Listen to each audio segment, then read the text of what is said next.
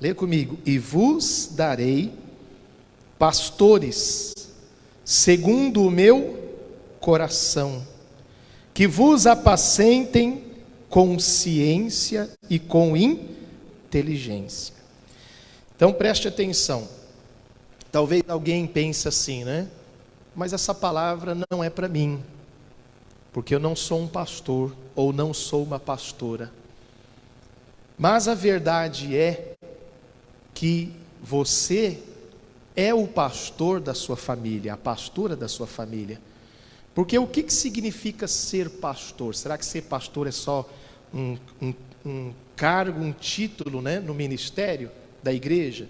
O mesmo versículo fala o que é ser pastor. Diz aí: e vos darei pastores segundo o meu coração, que faça o quê? Que vos apacentem.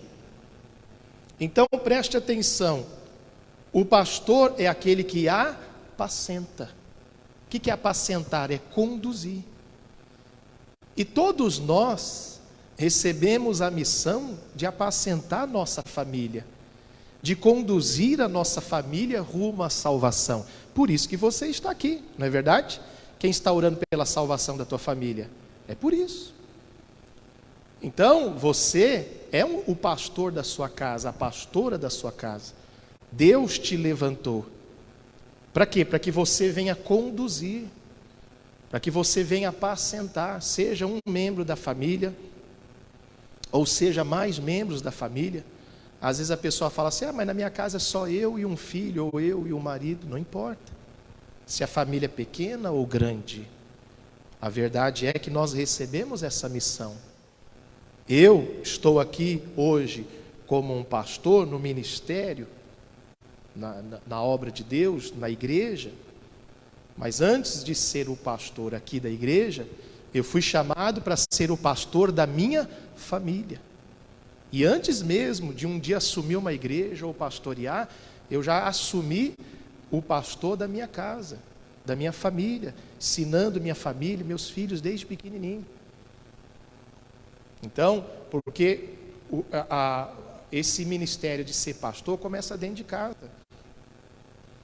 Então, independente se você é pastor numa igreja ou não, você é o pastor da sua casa. Deus te levantou como Moisés. O Moisés, ele foi levantado por Deus para tirar o povo de Israel do Egito, da escravidão, e apacentar eles, levar eles rumo a uma terra que emanava leite e mel. Hoje a terra que nós estamos levando a nossa família, que vamos conduzir, a terra prometida é o céu. Amém?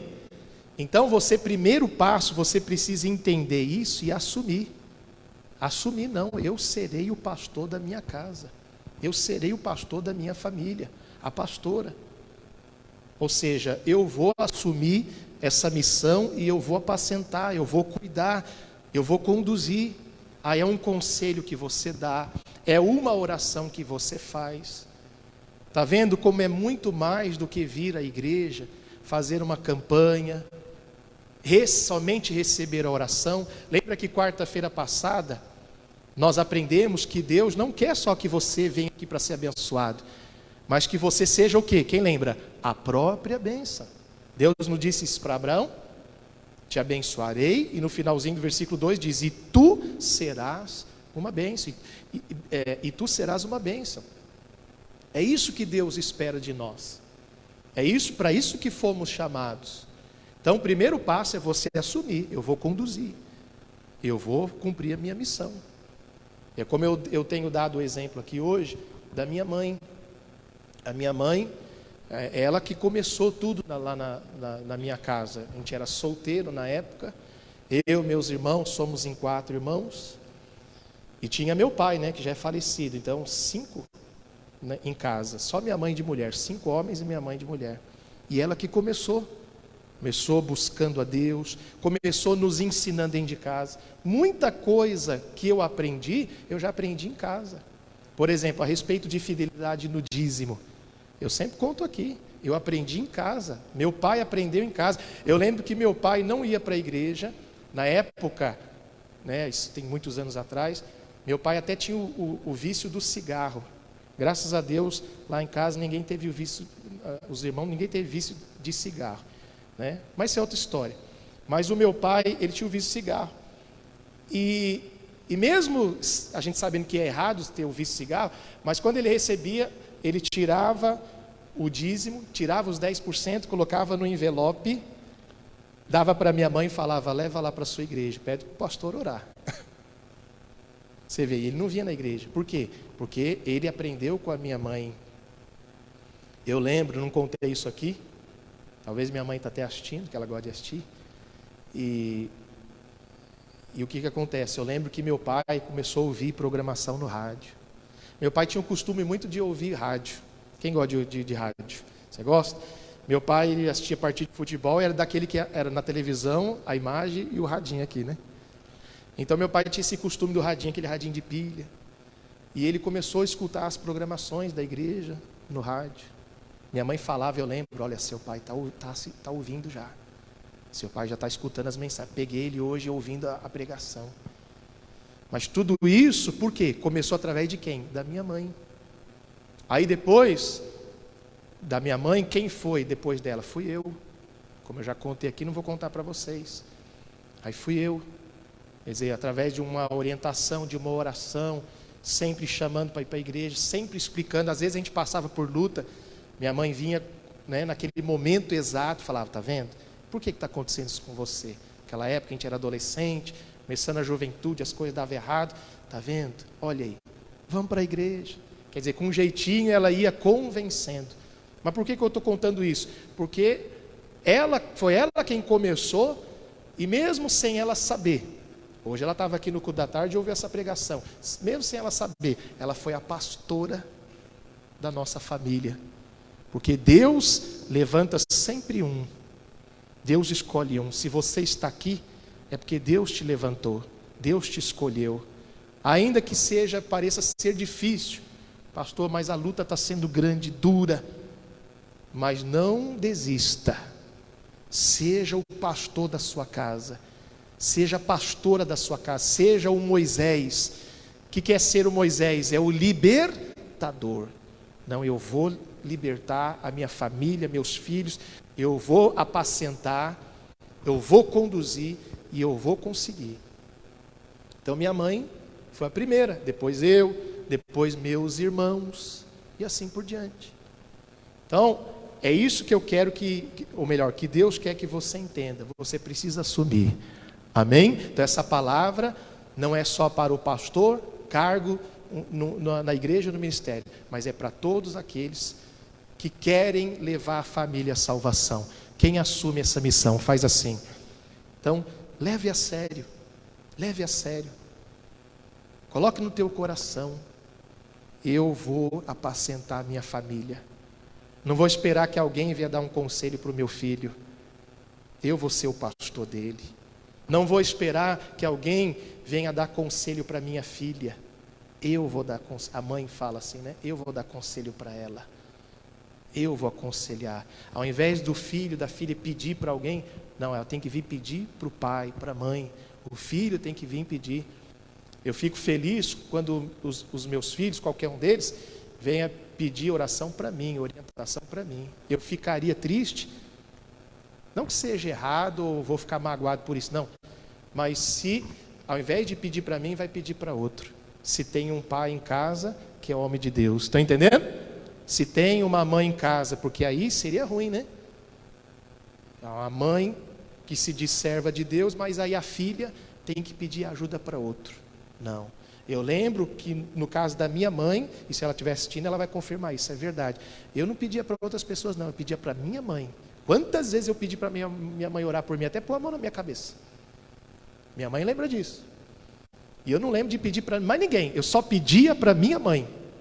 Isso antes de vir para a igreja. Então, é preciso assumir, eu vou assumir essa missão. Mas como então conduzir e apacentar? Aí no versículo fala, vamos ler de novo, versículo 15. E vos darei pastores segundo o meu coração. O que é segundo o meu coração? O que Deus quer dizer com isso? Deus está querendo dizer, segundo a minha vontade. Então tudo de acordo com a vontade de quem? De Deus. Aí ele continua, que vos apacentem, de que maneira? Agora que vem a dica aí, com ciência e com inteligência. Aqui que está o segredo. Você já sabe que você tem que apacentar, conduzir a tua família, ser o pastor, a pastora da tua família, da tua casa. Mas não pode ser de qualquer jeito. Não pode ser na base do sentimentalismo ou das emoções. Porque você vê que Deus falou que é com conhecimento e inteligência. A inteligência, que é o que Deus pede, não tem nada a ver com emoção. Nós já aprendemos aqui há muito tempo que a fé não tem nada a ver com emoção, e emoção não tem nada a ver com fé. Emoção é uma coisa, fé é outra. A Bíblia não fala o justo viverá do que sente, a Bíblia fala o justo viverá da fé, dependente do que sente. Pessoa que vive, que segue, baseado no que sente, ou nas suas emoções, aquilo que eu sempre falo aqui, a pessoa que segue o coração, que segue as suas emoções, se dá mal. Que a Bíblia não ensina seguir o coração. A Bíblia fala pelo contrário. Aqui mesmo em Jeremias diz, enganoso é o coração mais do que tudo. E o que é seguir o coração? É seguir os sentimentos e as emoções. Aquela pessoa que bate no peito e fala, não, eu faço o que meu coração manda. Aí eu faço o que eu sinto. Vai dar errado. Porque o coração é enganoso. Então a gente tem que seguir a fé, não a fé emocional, a fé com inteligência.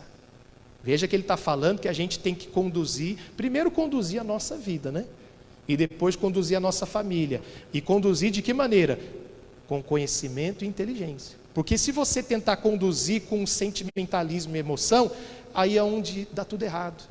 Aonde tem brigas, discussões. Quantas vezes talvez já houve briga na sua casa, na sua família, no seu casamento? Tudo por quê? Por causa do emocional à flor da pele. A emoção à flor da pele faz com que as pessoas tomam decisões erradas. Aí a pessoa vem para a igreja, ora, Deus, salva a minha família, restaura o meu lar, meu casamento. Mas aí em casa, numa primeira oportunidade, fica magoado, chateado, quer dizer, o emocional fala mais alto, a pessoa briga, xinga, manda embora, fala palavras pesadas, aí no outro dia bate uma tristeza, na verdade é um remorso, porque sabe que falou o que não devia, fez o que não devia. Por que isso acontece, pastor? Porque você está agindo pela emoção.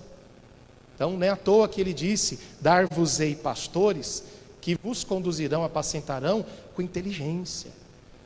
O pastor não tem que apacentar o rebanho com emoção, tem que ser com inteligência, pedindo, Deus, me dá sabedoria. Sabedoria para quê? Para falar na hora certa. Sabedoria para agir no momento certo. Inteligência para saber o que fazer. Não é à toa que a Bíblia fala que a mulher sábia faz o quê? Edifica a sua casa. Não é só a mulher não, o homem também, o chefe de família é sábio. Também, já pregamos aqui muitas vezes, Provérbios 24:3 diz, com a sabedoria se edifica a casa, e com a inteligência ela se firma. Veja que não tem nada de sentimentalismo e emoções aí. É sabedoria e inteligência, é o que está faltando nos lares, é o que está faltando nas casas. Por que muitos casamentos têm sido desfeitos? Porque as decisões têm sido tomadas baseado no emocional. Porque se for baseado na inteligência, no que Deus ensina, o que é tomar decisões baseadas na inteligência? Você para, você pensa, o que isso vai resolver? Será que vai ajudar? Será que vai ser bom para a minha família? Será que está de acordo com a palavra de Deus? Aí você pensa, você ora, você analisa. O emocional não é assim, emocional, bateu, você faz. Sentiu, você faz. O emocional é aquele que faz a pessoa ter impulso, ser impulsiva. Já ouviu falar? Fulano é impulsivo. É porque essa pessoa é emoção 100%. E isso não é bom. E a Bíblia não ensina a ser assim. Pelo contrário, a Bíblia ensina a gente pensar. A fé não está ligada ao sentimento, a fé está ligada ao pensamento. Eu penso. Eu analiso a situação. Ainda que por dentro você está com vontade de brigar, xingar, tomar uma decisão, mas você segura, você pensa e você vai para a Bíblia. O que a palavra diz? Senhor, me orienta. O sentimento, a emoção está falando, briga, xinga, fica chateado, não fala com ele ou com ela uma semana, um mês, ou nunca mais fala. Mas lá no entendimento, porque o sentimento age aqui, mas lá no entendimento, a fé age aqui, ó. Lá no entendimento, a palavra fala, não faz isso. Isso não vai ajudar, vai ser pior. Perdoa. Jesus mandou perdoar, esquece, para de bobagem. Quer dizer, o Espírito Santo trabalhando. Não é à toa que a Bíblia fala que nós temos o que de Cristo? Quem sabe? A mente de Cristo. O apóstolo Paulo não falou o coração de Cristo, a mente de Cristo. Por quê? Para a gente pensar como Cristo pensa. É agir como Ele age. Então, quantas famílias têm sido destruídas por causa de quantos casamentos? Eu contei, não vou, claro, jamais vou falar nome de quem quer que seja, mas vamos falar assim, de uma das igrejas que eu pastoreei. Um casal uma vez mandou, um casal não, o irmão, o Senhor mandou uma mensagem para mim e falou: pastor, vou me separar da minha esposa, porque não dá mais, incompatibilidade. E na época, eu olhando, falei assim, puxa, levei até um susto, falei para minha esposa, falei, puxa, mas parece que está tão bem, do nada. Aí ele explicou na mensagem, aí eu mandei mensagem de volta, falando assim, aí eu mandei a mensagem falando exatamente isso que eu estou pregando aqui. Não toma nenhuma decisão com o emocional à flor da pele. E eu falei para ele assim, não pensa com o coração, pensa com a cabeça. Como assim, pastor? Porque quem pensa com o coração, pensa com o que está sentindo. E se está sentindo raiva, desculpa a expressão, vai fazer bobagem. Nós temos que pensar com a cabeça, eu penso com a inteligência, eu penso com aquilo que a palavra de Deus nos ensina, com entendimento. E aí eu orientei ele, falei, não pense com o coração, pense com a cabeça. Ele entendeu. Isso não foi assim tão rápido como eu estou te falando agora, foi várias mensagens. Aí, na mesma semana, no domingo, ele aparece lá na igreja, de mão dada com a esposa. Aí eu vi na câmera, falei para minha esposa, ah lá, fiquei feliz, né? Você orienta. Aí depois, no final do culto, eles vieram falar comigo. Aí ele falou assim, pastor, graças a Deus, a gente se reconciliou e o senhor estava certo, o senhor tinha razão. Eu ia fazer, estava tomando realmente decisão baseada no sentimento. Eu estava com raiva, estava chateado. E realmente, depois que o senhor falou, pensa com a cabeça e não pensa com o coração. Aí eu entendi. E aí eu fiz o que tinha que ser feito. Pronto. E pelo que eu tenho notícia, tão firmes até hoje. Mas quantos talvez foram desfeitos? Porque quem falou mais alto? Coração. Que a Bíblia diz, enganoso é o coração. Quer dizer, a pessoa se conduz, tenta conduzir um casamento. Um casamento de sucesso é aquele que se conduz com inteligência e sabedoria. Esse é o casamento duradouro. Porque todo casal tem problema. Todo casal tem suas diferenças. Às vezes, maneira de falar, você vai entender. Suas briguinhas, quem está entendendo? Só que é coisa que passa, acabou. Na mesma hora, no mesmo dia, conforme você vai aprendendo, é coisas que diminuem minutos. Mas vamos supor, aquele que demora mais, né? Aconteceu de manhã à noite, já está diferente. Já estão se abraçando. Tudo bem, como é que você está? Como se nada tivesse acontecido. Esse é o casal inteligente.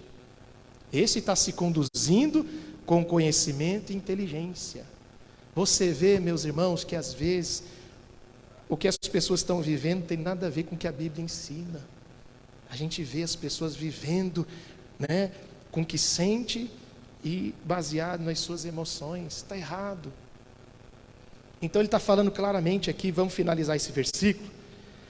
Ele disse, e vos darei pastores segundo o meu coração, que vos apacentem de que maneira? Com conhecimento e inteligência. Então é assim que você tem que apacentar, conduzir tua família. Você está com uma dificuldade com o filho, não é com emocional não, você não vai ganhar ele. Né? Perdendo a cabeça. Eu perdi a cabeça, espanquei a criança. Não, isso é até perigoso, até errado. Não, porque eu perdi minha cabeça, pastor, eu mandei embora, vai embora, some daqui. Aí depois, meu Deus, o que eu fiz? Então você vai conduzir a família com conhecimento. Que conhecimento do quê? É óbvio, da palavra de Deus. A Bíblia diz, conhecer e prosseguir em conhecer o Senhor. Mas conhecimento e o que mais? E inteligência. Quer dizer, a gente tem que ser a fé tem que ser inteligente. Eu tenho que agir com inteligência.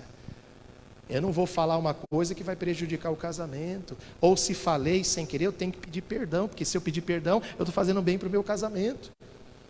Se eu fizer uma coisa que prejudicou minha família, uma palavra que você às vezes falou que era uma palavra negativa de um filho, de um familiar, tem que ser inteligente. Misericórdia, o que eu falei? Me perdoa.